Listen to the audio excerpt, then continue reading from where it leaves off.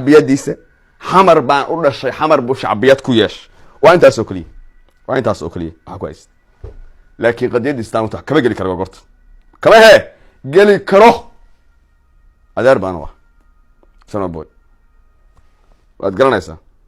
Umar Maxamed ka sii tag Isxaaq Umar sii tag cigal ka sii gudub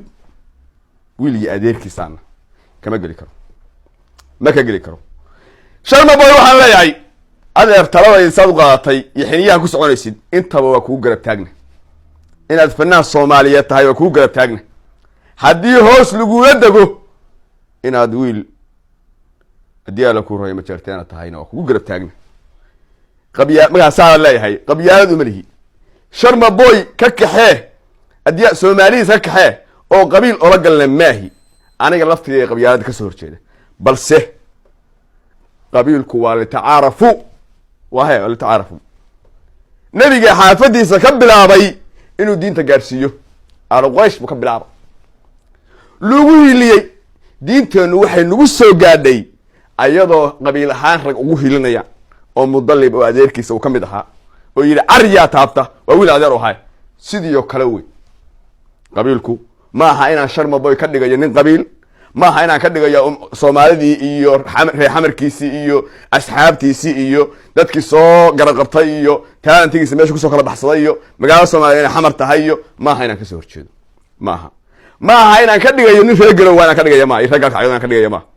balse Soomaali waa Soomaali aniga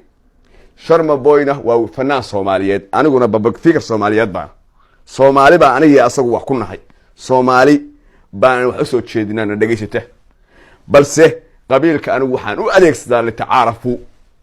tacaarafu marka laga tagana markaan leeyahay war sharma boy shabka u garaacaya sidii nabi Muhammad adeerkii mudallib shabka u garaacday baan u garaacnay waa waajib diini hadago waa diini maadiba marka maaha inaan leeyahay inaan qabiilka qof dulmi ku garabsinaya ma walaalka haduu khaldan yahayna wiili hadii laga khaldan yahayna wiili hadii laga khaldan yahay wiiliyo garab istaag sabada sharma boy kale haduu khaldan yahayna wiiliyo qabo taas aan isticmaala daahir marka waxaan leeyahay akoonkan iyo waxaan iyo adiyaal ku rooyo khumkhumka halka iga shidan oo YouTube iyo Facebook iga shidan laba xiniyood iyo gafuurka igaasan meesha ka umi malayn ma ilaahi mooye aadana hibada uu siiyay inuu iga qaadi karo una malayn mayo inaan qof u hoos fariisan karo daahir